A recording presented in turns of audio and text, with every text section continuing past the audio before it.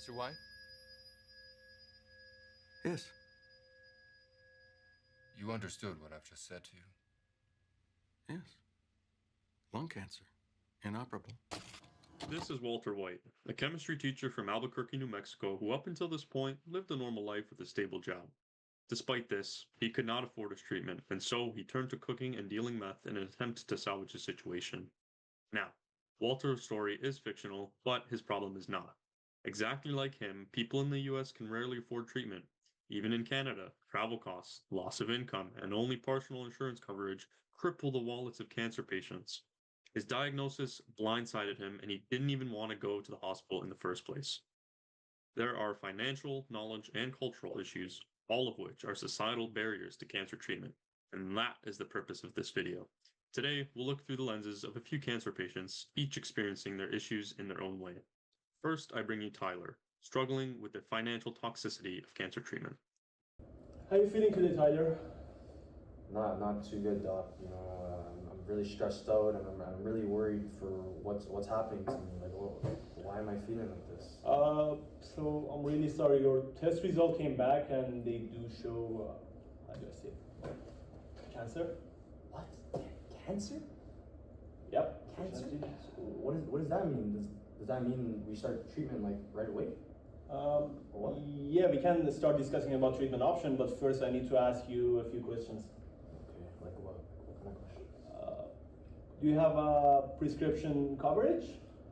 No, not really. Just a little bit. Do you work full time? Yes, I work full time, but like if I miss work, then I can't make money and I won't get paid.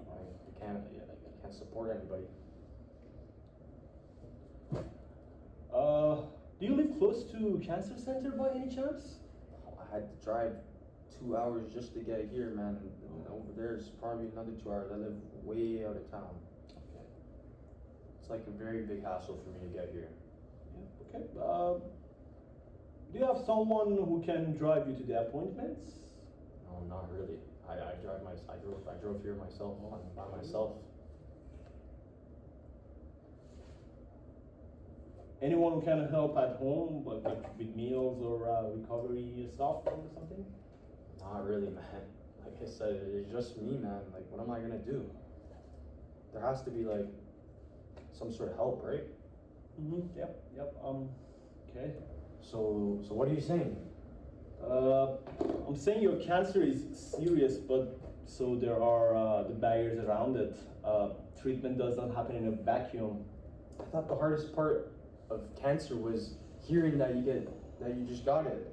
I mean, for many people, that's only the beginning.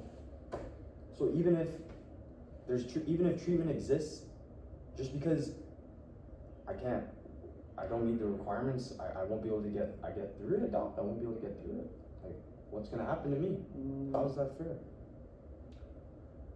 That's the reality for many people. What am I gonna do? As you can see, his location, solo income, and lack of family support leaves him with a poor prognosis, even if his cancer isn't that serious. Now let's take a look at the unfortunate case of young AJ, who foolishly believes what he sees on social media since he is so desperate to find an easier treatment. Wait, this is crazy. This girl is saying she cured her cancer naturally without chemo, just diet and supplements. What? Yeah, looks like she's saying chemo is basically poison and doctors just push it. Honestly, I feel like she has a point. Do you see how bad chemo is for the body? You have to be careful, man. A lot of stuff online is just straight up false. But how is it false? It seems like it works for her, and there are many people saying it also works for them. A lot of misinformation actually spreads through personal anecdotes that actually just lack scientific evidence behind them. There was a case of a woman who literally built an entire brand off of this by claiming that she had cured her cancer, but she never actually had cancer. Wait, seriously? That's actually kind of scary. I didn't realize how common that was. Yeah, there's actually even research that I saw that proves that a lot of cancer information online is just straight up harmful. It just contains so much misinformation that actually delays people from seeking normal treatment and could end up costing them their lives. Yeah, I think I was just hoping there was an easier way. Yeah, and you know what? I don't blame you. It's not even your fault. A lot of people have to deal with stuff like this on a day-to-day basis, and it seems so convincing at first glance, but when you think about it, things like chemo have been backed by years and years of research and lots of money. Um, I'm not saying that things like diet and exercise don't necessarily work, but they're not the cure-all that some people make them seem to be. Yeah, it's easy to believe these people who present misinformation with such confidence. Now let's look at how culture can impact the course of diagnosis and treatment with the case of Madison. Have you been? I've been pretty good, but I have this lump on my neck that doesn't seem to be going away. Do you think I should see a doctor? I feel like it's probably nothing, and if it is serious, it's out of your control. Maybe just wait or try something at home first. Okay, maybe that's what I'll do. I recommend screening for anyone. Hey, how's it going? I'm good, how are you? Did you get your results back from the screening? No, I never actually did it. I was too scared to get the results. Studies show that cultural beliefs can prevent people from seeking cancer care or lead to misunderstandings. A systematic review examined how people's beliefs about cancer influence screening. It found that cultural beliefs like fear, stigma, or the belief that screening isn't necessary may lead to reduced participation in early detection.